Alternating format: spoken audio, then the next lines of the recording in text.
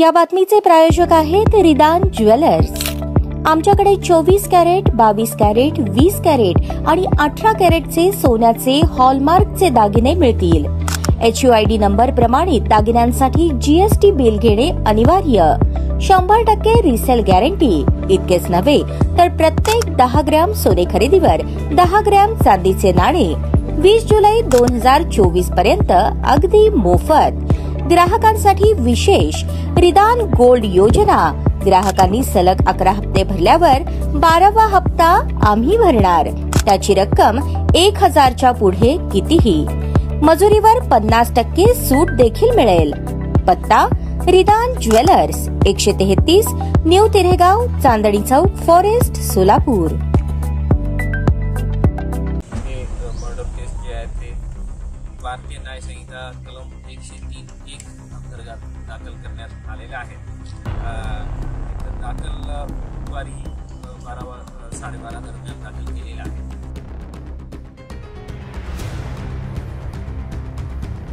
त्यावर crime ब्रांचची team आणि police स्टेशनच्या पथकाच्या तपास सुरू होतो। यात सोलापूर शहर पोलीसच्या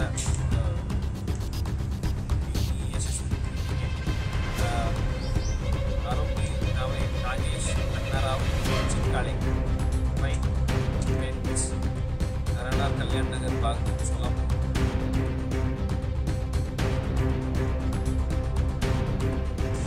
तपासादरम्यान काल रात्री आरोपी रमलेले आहेत। परत आल्यानंतर ते पुन्हा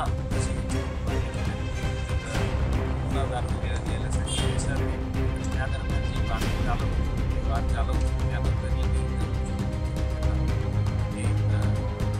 त्यांच्या मदत केलं असा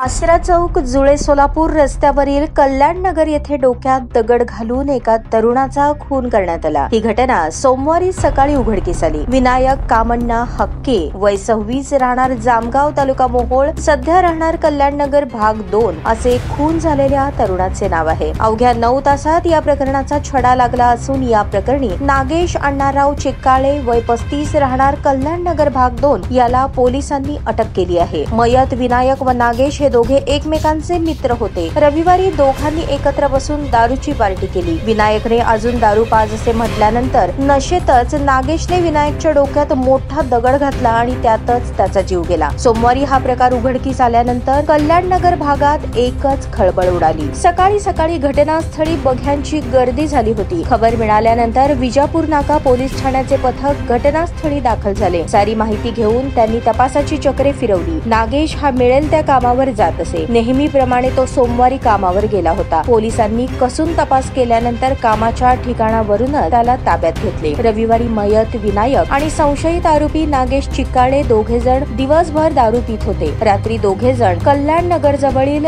शारदा सहकारी गृहनिर्माण संस्थेच्या मोकळ्या जागेत दारू प्यायला बसले। त्यावेळी अजून दारू पाज म्हणून मयत विनायक हा त्याला शिवीगाळ करत होता। त्या रागातूनच हे कृत्य केल्याची कबुली नागेश याने दिल्याचे पोलिसांनी सांगितले। विनायक हा 2 दिवसांपूर्वी जामगावहून आजीकडे आला होता। त्याचा सारखा सोलापुरात मुक्काम असायचा। दारूच्या नशेत झालेल्या भांडणातून मित्रानेच आपल्या जीवलग मित्राचा खून केला। विजापूर नाका पोलीस व शहर गुन्हे शाखेच्या पथकाने अवघ्या 9 तासातच संशयिताला गजाआड केले। BNS नुसार नवीन न्याय संहितेनुसार दाखल होणारा खुनाचा हा सोलापुरातील पहिला गुन्हा ठरला आहे। 1 जुलै रोजी सोमवारी सकाळी 9:30च्या सुमारास विजापूर नाका पोलिसांना आसरा चौक परिसरातील कल्याणनगर भागातील बँक ऑफ इंडियाच्या मैदानात तसेच शारदा सहकारी गृहनिर्माण संस्थेच्या मोकळ्या जागेत एका तरुणाचा खून झाल्याची वार्ता विजापूर नाका पोलिसांना मिळाली। सहाय्यक पोलीस आयुक्त परमार, विजापूर नाका पोलीस ठाण्याचे वरिष्ठ पोलीस निरीक्षक दारासाहेब गायकवाड, गुन्हे शाखेचे वरिष्ठ पोलीस निरीक्षक सुनील दोरगे यांनीही आपल्या पथकांना आरोपीच्या शोधासंदर्भात सूचना केल्या होत्या आणि घटनास्थळी भेट देऊन पाहणी केली होती। गुन्हे शाखा व विजापूर नाका स्थानिक गुन्हे शाखा अशी एकूण 3 पथके तयार करण्यात आली होती. त्या पथकाने अवघ्या 9 तासातच खुनाचा छडा लावण्यात यश मिळाले. मी प्रथम सर्व टीमचे कौतुक करतो आणि त्यांनी अतिशय सुंदरपणे कामगिरी पार पाडली आहे, असे पोलीस आयुक्त एम राजकुमार म्हणाले. भारतीय दंड संहितेनुसार यापूर्वी खुनाचा गुन्हा कलम 302 अंतर्गत दाखल केला जात होता, पण 1 जुलैपासून आता खुनाचा गुन्हा भारतीय न्याय संहितेनुसार कलम 103(1) अंतर्गत दाखल करण्यात आला आहे. सोलापूर शहर पोलिसांनी सोमवारी पहिल्याच दिवशी या नवीन बदलानुसार विजापूर नाका पोलिसात गुन्हा दाखल केला आहे. आज सकाळी 9:20 वाजता सुमारास विजापूर नाका पोलीस ठाण्यात माहिती मिळालं होतं.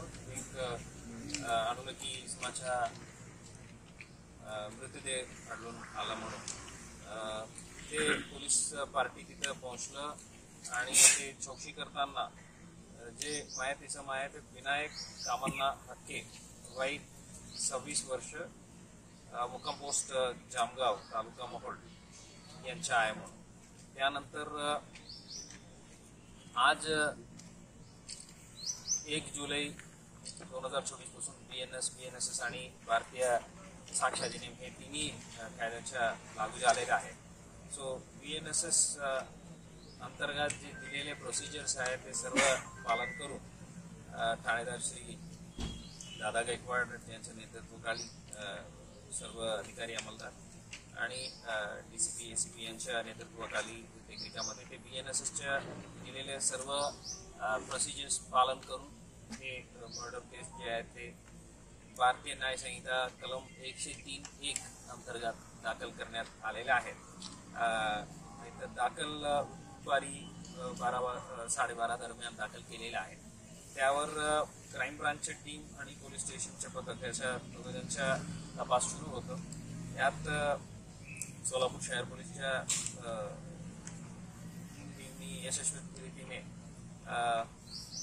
आरोपी नावे नागेश अण्णाराव चिक्काळे वय 35 राहणार कल्याण नगर भाग 2 सोलापूर यांना क्राईम ब्रांचच्या PSC डोरगे आणि त्यांच्या पोलीस उपनिरीक्षक अल्फाज शेख आणि त्यांच्या टीमनी ताब्यात घेतलेल्या आणि ते तपासादरम्यान त्यांनी जे काल रात्री उशिरा एकत्र बसून दारू वगैरे पिलेले आहेत आणि तिथून परत आल्यानंतर ते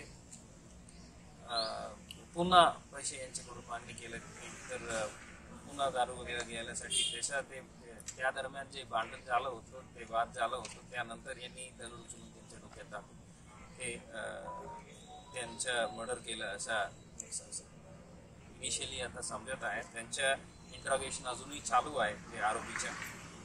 इतर काय उद्देश होतं का, काय प्रीमेडिटेटेड होतं का, त्याबद्दल आता चौकशी चालू आहे. आता इंट्रॉगेशन दरम्यान जे काही समोर येईल ते आपल्याला वेळेत कळवण्यात येईल. आता या कामगिरी आता जे अननोन बॉडी मिळालं आणि त्या अगदी काही तासामध्ये डिसीजलाही आयडेंटिफाय केलं आणि आरोपीलाच आयडेंटिफाय करून उचललेलं आहे आणि अटक प्रक्रिया सुरू केलेली आहे. त्याबद्दल इन्व्हॉल्व सर्व अधिकारी DCP Shri Kabade, DCP Shrimati Kale madam, ACP Sonawane madam, divisional ACP साहेब, आपलं ठाणेदार श्री दादा गायकवाड, क्राईम इन्स्पेक्टर श्री दोरगे आणि त्यांच्या पूर्ण टीम सर्वांना मी अभिनंदन करतो. या इंट्रॉगेशन नंतर जे काही कळेल तेही तुझ्यासोबत शेअर करण्यात येईल. ताज्या बातम्या पाहण्यासाठी प्राईम महाराष्ट्र न्यूज चॅनलला सबस्क्राईब करा.